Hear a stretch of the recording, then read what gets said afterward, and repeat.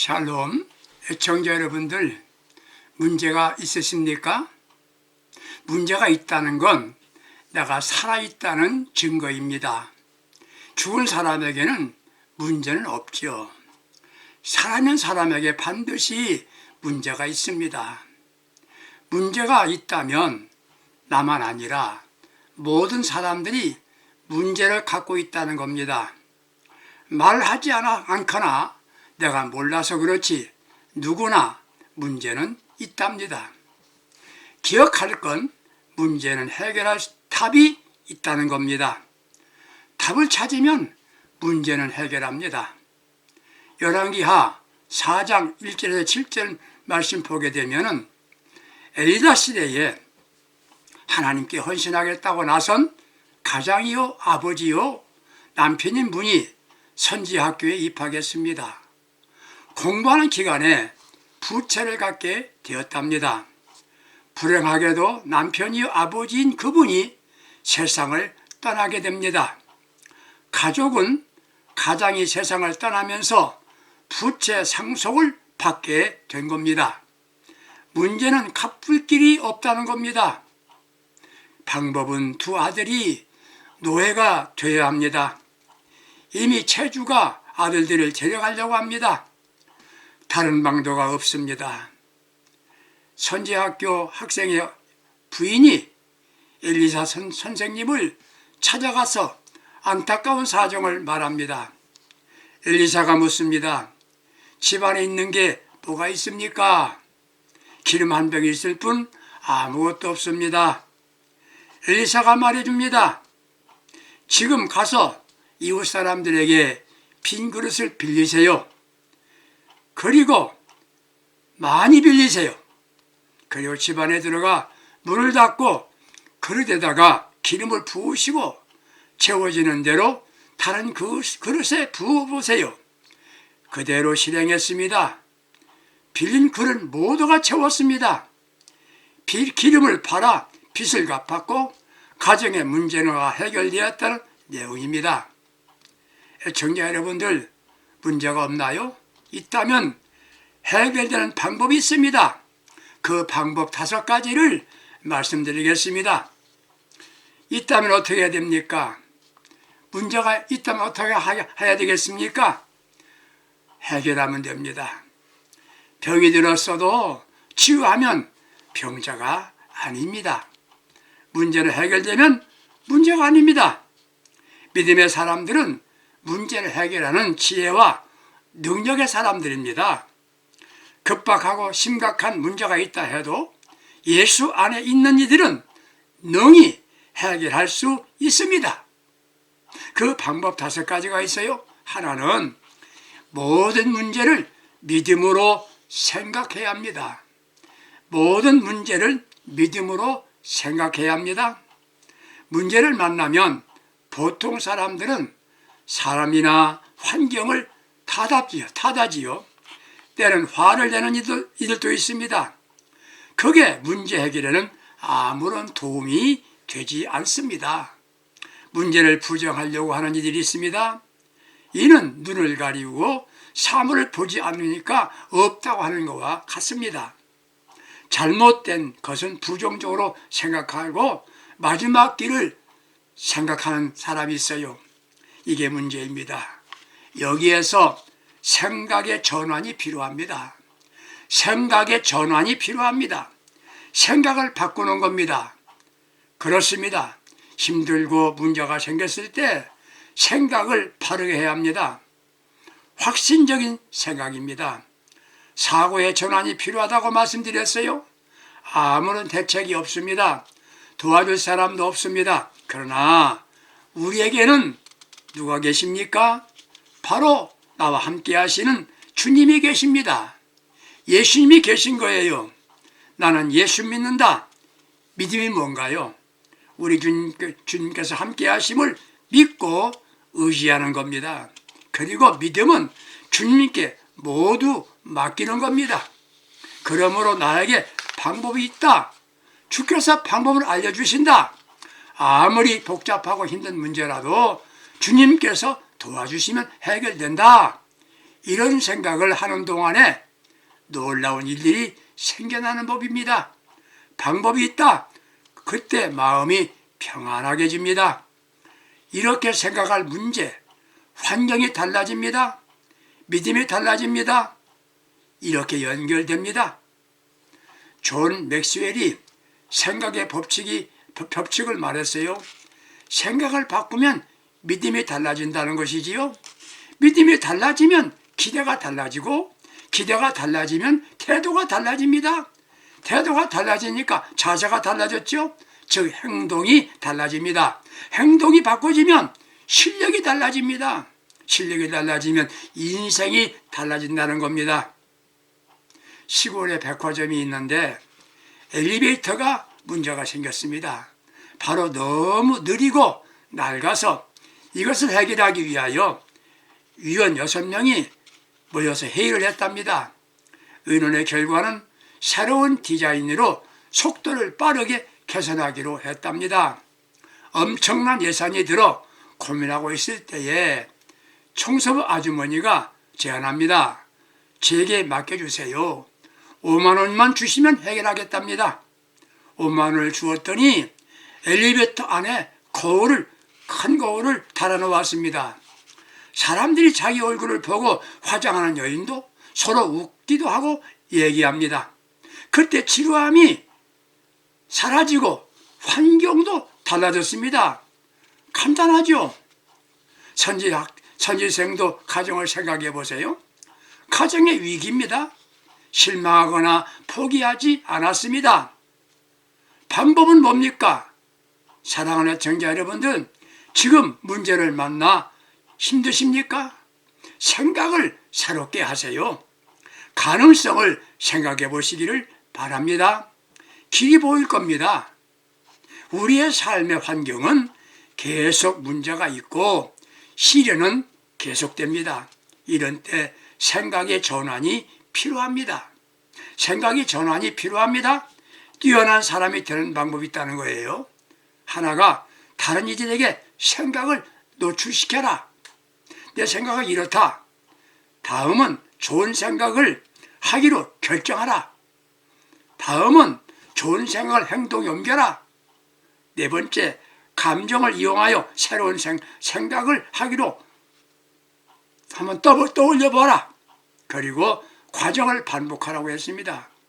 문제가 생길 때는 생각을 믿음으로 해야 합니다. 절망적으로 생각할 때 안 되는 거예요. 긍정적으로 사고를 전환시켜야 된다는 것입니다. 사고 전환이 필요합니다.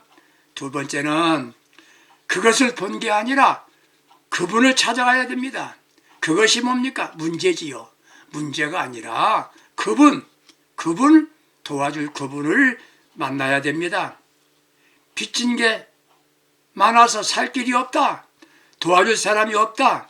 이것을 본다면 막막하지요. 그런데 선지생도 가족은 하나님의 사람 엘리야를 찾아간 겁니다. 빚진 것 갚을 길이 없는 것, 도와줄 사람도 없습니다. 가족이 방법을 찾는다면 제주를 만나서 살려달라고, 한 번만 봐달라고 호소해본다. 아니면 기간을 연장해달라고 간청해본다. 다음 방법은 은행이나 부잣집에 가서 빚을 내어 다른 방법을 한번 구해본다. 불가능하지요. 이런 거 다 버리고 엘리사를 찾아갑니다. 엘리사를 만납니다. 다행히 만나볼 분이 계시다는 건 큰 다행이지요. 인간의 방법으로 해결할 길이 없다면 우리는 그분을 만나야 합니다. 그분이 누굽니까? 누가복음 10장 30절에서 37절 말씀 보게 되면 어떤 이가 예루살렘에서 여리고로 내려가다가 강도를 만납니다. 만나서는 안 될 사람 만났지요. 모든 것 다 빼앗겼습니다. 몸에 상처를 입었습니다. 마음에 든 두려움으로 살 길이 막연합니다. 버림받았지요. 그런데 제사장 레위 사람들이 지나가는데 관심도 갖지 않고 지나가 버렸습니다. 버려진 몸, 살 여망이 없는데 사마리아 사람을 만납니다. 그는 죽음의 순간에 삶으로 연결되는 사람이 됩니다. 그분을 만나세요. 그분은 예수 그리스도이십니다. 예수 그리스도는 나 자신이 사람을 잘못 만나서 상처 입고 죽음의 지경에서 버림받은 상태이지만 그분 우리 주님을 만나면 살 길이 열립니다. 우리 주님은 길이요 생명이라고 말씀하십니다. 선지생도의 가족은 그분 엘리사를 만나서 어려운 문제 해결할 방법을 알려주었습니다. 살 길이 열린 겁니다. 문제만 보면 해결할 길이 없는 것 같습니다. 그분을 만나면 아주 쉽답니다. 어느 날 교수가 고급 박사과정 수학하기 시간에 풀리지 않은 문제 하나를 흑판에 적어 놓았답니다. 수학자들이 시도했어도 수년 동안 풀지 못하는 문제였다는 것이지요. 교수는 학생들에게 이 문제는 풀지 못할 것이라고 미리 알려줍니다. 학생들은 풀지 못하고 생각이 잠겨 있습니다. 마침 늦게 지각한 학생이 자리에 앉았습니다.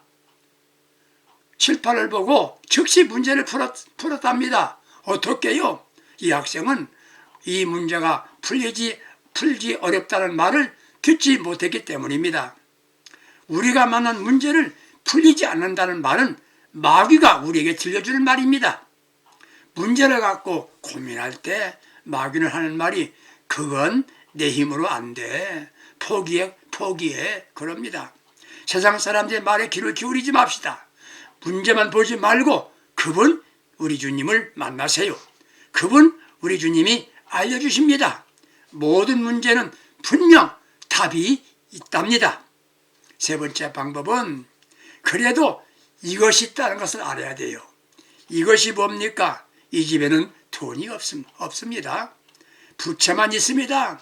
그런데 뭐가 있습니까? 기름이 있었습니다. 기름이 있었습니다. 열왕기하 4장 2절에 빚진 것 때문에 자식들이 노예가 될 판입니다. 남편은 병 때문에 세상 떠났고 자식들은 부채로 인하여 이제는 노예가 되는 거예요. 절망의 상태에 빠지게 됐죠. 그래서 목숨을 끊든지 화가 나서 아무렇게나 행동하게 됩니다. 아무리 힘들고 어려워도 화내면 안 되는 겁니다. 아무것도 보이지 않습니다. 분노할 게 아니라 문제를 찾아야 합니다. 문제 해결에 진답이 나옵니다. 진답이 나오는 거예요. 베세다 광야에 남자만 5,000명이 모였습니다. 그들에게 먹을 것을 줘야 했습니다. 주님이 주라고 말씀하셨습니다. 주님의 뜻은 우리가 굶는 것을 원하지 않으십니다. 제자들은 계산부터 합니다. 방법이 없습니다. 예수님의 방법은 떡 5개와 물고기 2마리면 됩니다. 먹고도 남은 것이 12광주에 차게 됩니다. 내게 있는 것이 무엇이냐고 묻습니다. 베드로도 어떻게 능력을 행하였습니까? 40년 동안 태어나서 한 번도 걸어보지 못한 신체 장애우에게 한 말입니다. 내게는 은과 금은 없다. 내게 있는 것으로 내게 준다. 그게 뭡니까? 나사렛 예수의 이름입니다. 그 이름으로 그가 원하는 것보다 근본적인 문제를 해결해 주었습니다. 내 집에 무엇이 있느냐 묻습니다. 기름 한 병이 있습니다. 그럼 됩니다. 기름 한 병이면 족하다는 말입니다. 오늘 교회는 은과 금은 있는데 나사렛 예수의 이름이 없고 빚질 염려는 없는데 기름이 없답니다. 이게 큰 문제이지요. 기름이 무엇입니까? 성령입니다. 성령의 기름입니다. 스가랴 4장 6절에 보게 되면 힘으로 되지 아니하고 능으로 되지 않지만 오직 성령으로 되느니라 말씀하십니다. 예수님의 제자들이 3년 동안 제자 훈련 귀한 시간 들여서 받았습니다. 오순절 앞에 두고 열흘 동안 기도하다가 성령 받음이 더 의미가 있었습니다. 오늘 한국교회와 신앙인들에게 필요한 게 뭡니까? 기름이지요. 기름만 있으면 해결됩니다. 기름이 성령입니다. 기름은 에너지지요. 힘입니다. 능력입니다. 지금 세계는 힘의 경쟁입니다. 군사력, 경제력, 단결력, 승패가 결정난답니다. 성령 기름은 능력입니다. 지금 우리 교회는 기름이 있어야 됩니다. 기름은 밝게 합니다. 어둠이 물러갑니다. 질병, 가난, 실패, 어둠이 사라지게 합니다. 기름 한 병이면 족합니다. 내게 있는 기름이 있어야 됩니다. 엘리사, 그럼 됐다. 그럽니다. 기름 한 병이면 됐다. 그럽니다. 기름 한 병이면 족합니다. 성령 충만하면 된다. 그 말이지요. 네 번째 방법은 이제 할 게 있게 되었습니다. 할 게 있습니다. 뭘 해야 됩니까? 그릇을 준비하는 겁니다. 기름은 한 병이지만 그릇은 많아야 됩니다. 그릇이 많아야 되는데 큰 그릇일수록 좋습니다. 마음 뭡니까? 마음이 믿음이 커야 한단 말이지요. 믿음이 커야 합니다. 크다고 다 좋은 건 아닙니다. 깨지지 않은 새지 않은 그릇이 있어야 됩니다. 깨져 있거나 금이 간 그릇은 사용 불가입니다. 지금 어떻습니까? 그릇이 있는데 깨졌습니다. 양심이 깨져 있습니다. 거짓말하면서 지도자 되면 다 셉니다. 사용할 수 없어요. 신실해야 합니다. 온전한 그릇이 되어야 됩니다. 깨져 있는 신앙인들 자신이 모릅니다. 사용할 수 없다는 것 자신도 모르고 있어요. 그릇이 많을수록 좋습니다. 믿음의 그릇입니다. 주님 말씀하십니다. 내 믿음대로 될지어다. 내 믿음대로 될지어다. 주님이 선언하십니다. 그릇만큼 채워주신답니다. 맞습니다. 믿음만큼 축복하십니다. 큰 믿음의 사람이 됩시다. 기름도 없고 그릇도 없다면 문제 해결 방법은 없습니다. 성령 충만한 가정, 교회가 돼야 됩니다. 성령 충만한 심령이 돼야 됩니다. 세상은 돈이요, 영적인 세계는 오직 믿음입니다. 그릇은 있는데 채워져 있어야 됩니다. 채워져 있다면 쓸모가 없어요. 빈 그릇이어야 됩니다. 빈 그릇 돼야 됩니다. 지금 무엇으로 채워졌나요? 욕심으로 채워졌습니다. 이기심으로 채워졌습니다. 나만 생각하고 다른 이들은 생각하지 않습니다. 사랑이 뭡니까? 사랑이 뭡니까? 내가 먹을 것을 먹지 않고 줄 수 있으면 사랑입니다. 이런 사람은 빈 마음입니다. 빈 마음, 빈 그릇이 필요합니다. 마음으로 미움으로 채워져 있다면 빈 그릇 만드셔야 됩니다. 빚 갚는데 사용 불가한 그릇들 많아요.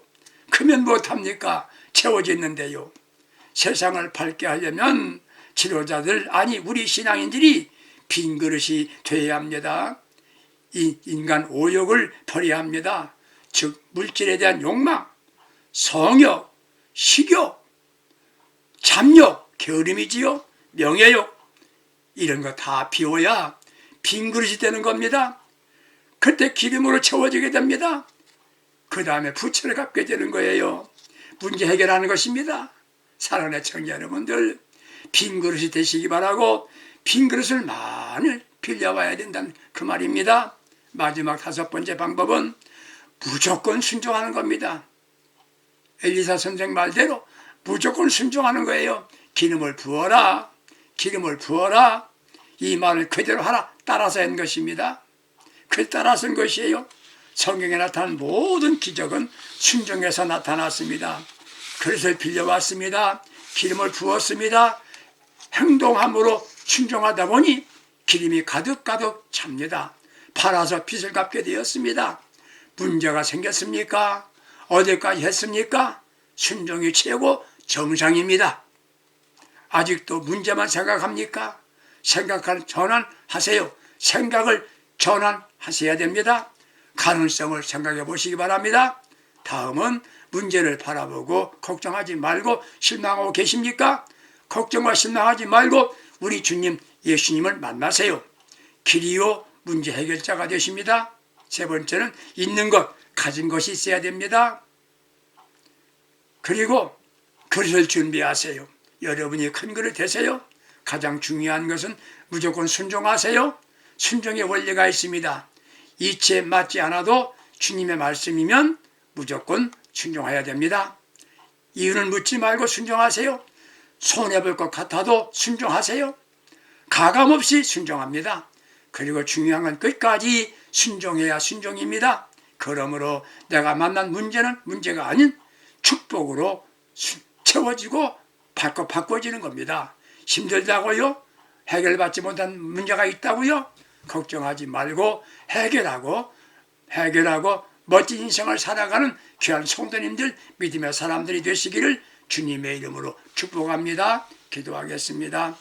문제 해결자이신 아버지 하나님, 주님 말씀 붙잡고 이제는 문제를 보지 않고 주님 만나고 오늘 가르쳐 주신 방법대로 해결하며 복되게 살 수 있는 믿음, 순종의 사람이 되게 하여 주옵소서. 문제 해결자이신 주 예수님의 이름으로 기도드립니다. 아멘. 승리합시다. 감사합니다.